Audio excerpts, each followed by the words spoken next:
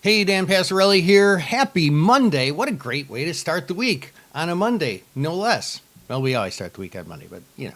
Hey, anyway, we've got some big news to talk about this week. First of all, even before that market stuff, the big news is that we are doing things a little bit differently with our videos. Our videos are now going to be hosted on YouTube and Facebook and Instagram and all your favorite social media sites. So instead of us sending you a daily email, which we're going to keep doing for a little bit until you get used to it, we want you to subscribe to YouTube or to Facebook or to Instagram and get it there, because they will send you some sort of message to let you know that it's up and running and you can just work it into your regular life routine. So make sure, we're going to send you an email. Make sure to subscribe, because we're not going to remind you on a daily basis, but I'm going to still keep giving you all the great stuff that you've been used to getting. Okay, now all that being said, let's talk about this week. So on the calendar this week, the big thing, really, I mean, the only big news so far is we've got the Fed announcement coming out this Wednesday.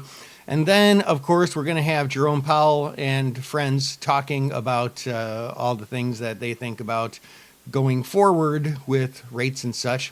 Now, as far as the announcement on Wednesday, there is an extremely unlikely chance of the Fed doing anything with rates, changing them. About a 99 point something percent chance of keeping rates the same.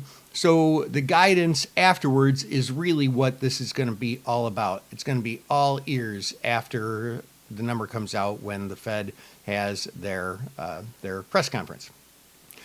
Then, of course, we have the Thursday number on Thursday, the unemployment, weekly unemployment, which is going to be, hey, after this Fed announcement, that's going to be our first data point going forward.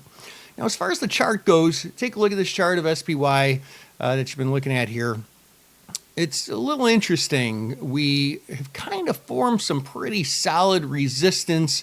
I've said it before in some of these videos, tops take longer to form than bottoms. I don't know if I don't know if we've really gone long enough with this top just yet to call it a top. I mean, certainly we can't call it a top until we see a little bit more of a pullback. But we do have some really solid resistance here, man. It's just bouncing up against this level. And then we've had recently, like anything that over the past 2 weeks that hasn't been a resistance point, it's been like these little dojis, which I kind of like to call indifference candles. That's really what a doji represents. It's like, well, should we go up? Should we go down? I don't know. Let's just keep it where it was when we opened. That's basically what a doji is. So it'll be I think there's a good chance for it to be a pretty pivotal week for both the fundamental standpoint, as far as the Fed goes, and the technical standpoint. We might have to sit here for a little bit longer until we get said pullback, or maybe a continuation breakout up higher again too. But we could see some of that action this week as well. Hey, I hope that helps. This is Dan Passarelli, TradeSmart, and don't forget to please subscribe to one of those channels. Have a great day. Bye.